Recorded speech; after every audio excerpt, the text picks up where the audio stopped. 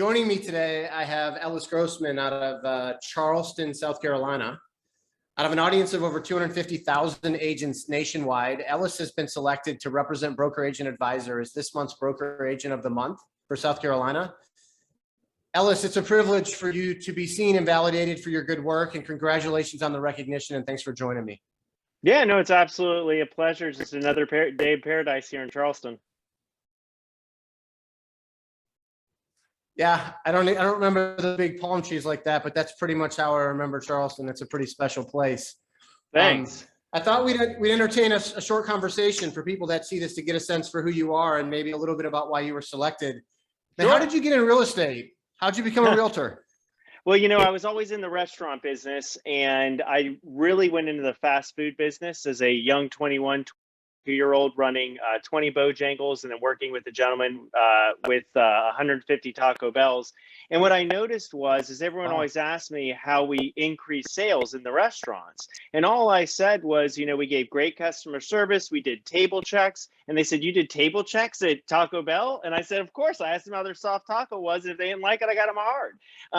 And really what I noticed is that there was a customer service presence that was needed in every business. And where could I put my time best to be most intentional and then also change the most lives? As much as a soft taco / hard taco changed lives, I had a great friend, Dave Friedman. He was selling, 30 to 40 homes a year, always told me I should get into real estate. And when I was working with Bojangles, I met with him one morning and he asked me if I was ready to change lives. And I said, yeah, I'm ready. I've made my last biscuit and I'm ready to go. The ceremonial last biscuit. Lots of people get into this business thinking it's one way, and then they realize it's different than they thought. And yet here you are, having had lots of success. What do you find most rewarding about a career in real estate, Ellis? I mean, really, the most rewarding thing to me is the process. Everyone always focuses on pre-approvals, and really all of that doesn't matter, because that's kind of our job as a professional, is to take them through the process, show them kind of what's important and why. And, just with the pre-approval letter, it's not necessarily about a price range. It's about a payment range that you're comfortable with, as $1,000 HOA could really throw it off, right? So essentially from there, it was really focusing in on the process and whether somebody wanted to buy a $5,000 piece of property or a $4 million home downtown Charleston, I was ready and excited to help. That's actually my most prideful award that we've won as a team, is to have the lowest sale and highest sale. We were the first team to ever do that, and now we're first team 2 years running to ever do that. And that's really my most prideful award, because it doesn't matter what the commission is, what the price is, we're going to give that 10+ experience to everyone. So I'd say the most rewarding is really, being at that closing table or closing inside the house and just seeing the smile on their face. And hopefully they said, well, we didn't really feel like we did much. And we're excited to be here, because that's really for us is for the stress-free experience. Yeah, I think it's brilliant. I actually, I did a little digging, and you don't know this, but I found a testimonial of yours online. And I thought it would be good, as part of you being honored and recognized as Broker Agent of the Month, to listen to someone else describe what that experience was like working with you. It says, Ellis was a rock star during our house buying process.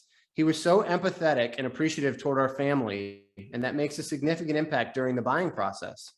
He was so go with the flow, stayed on the same page. There was no frustration with the house finding team. And if I had to do it again, I'd hire Ellis and his team in an instant. They are 1 in a million kind of people giving a 1 in a million kind of experience. Ellis, that's pretty high praise. And that's exactly what you talk about wanting to be, right? And for me, testimonials are validation that who we aspire to be played out for somebody. And so, yeah, those are kind words. And it's great to have lots of those online, which you do. Thanks. Well, it's also never giving up and just saying that, okay, well, I've got one great review, so this must be the best way to give service. I mean, we're constantly looking at our systems, looking at our process, looking at our, vendors and partners, seeing what can we do better? What seller coverage can we offer? How can we better educate?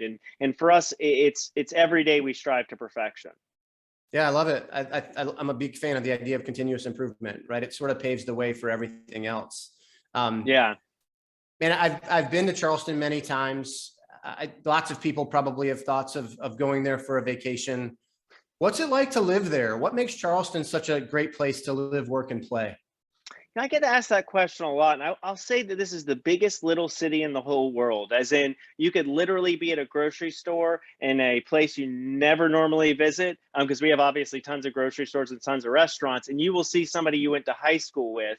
So this town offers so much. I mean, you could be remote in Wadmalaw and have 20 acres, or you could be at Kiowa and a beach resort, or you could be downtown Charleston, or you could be working at Bosch, Boeing, and be in the North Charleston, Somerville area. So the town just has so much to offer and so many different, I guess, avenues to work, live, and play.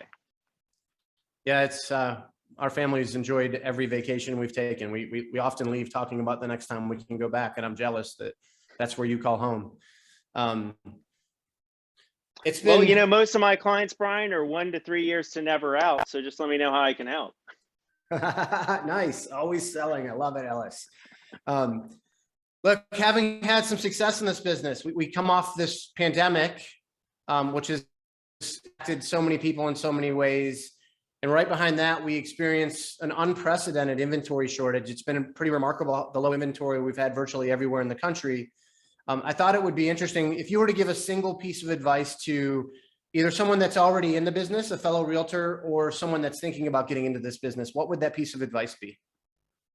Well, to the people in the business, my best piece of advice is to educate the buyer. You know, what we used to do is tell people the process and about the buyer tour and about making the offer. Now we need to educate the buyers more than ever to let them know, hey, this might be 3 to 5 tours. You might, you know, on average, our clients are writing 3 to 5 contracts. However, the best news for them, every solitary one of them loved the third house better than the second, and the second better than the first. So this just means that throughout the process, you're just going to keep getting a better home until you're in the right home that's for you. And so that's really educating the buyers. And then also for yourself and other agents, it's building massive rapport. You know, we always talk about rapport being built with just a buyer or a seller, but it's the agent on the other side. What everyone forgets, I feel like, in negotiations is that it's a mutual agreement. We're both getting two people who maybe have never met to agree on something mutually. So you can't have a mutual agreement if everyone's not agreeing. So let's work towards that, right? People talk about the win-win. For us, it's a win-win-win, because in order for everyone to win, people got to lose just a little bit, right? And it adds to the whole experience, because that's what we're trying to do, is a mutual agreement. So I would say, you know, people coming into the business, don't send a contract unless that listing agent thinks that they're your best friend, okay? Because really, it's about the agent, it's about the price, and it's about the whole deal. And you got to have all three strong in order to lead to the success of the client.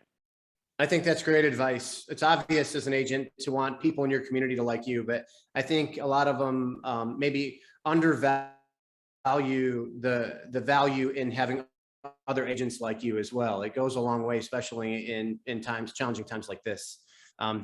Ellis, it's been an absolute privilege getting to know you a little bit. And I want to congratulate you again for being recognized as Broker Agent of the Month. Thank you. I wish you nothing but huge success going forward, my friend. I really appreciate the success for our clients and customers. And, you know, that's what we're here for. It's such an amazing mission to change through real estate, and be able to take people through the process and really getting them to home ownership. And it's so exciting, and I appreciate being recognized, and I love the program. And just let me know how I can ever help your business.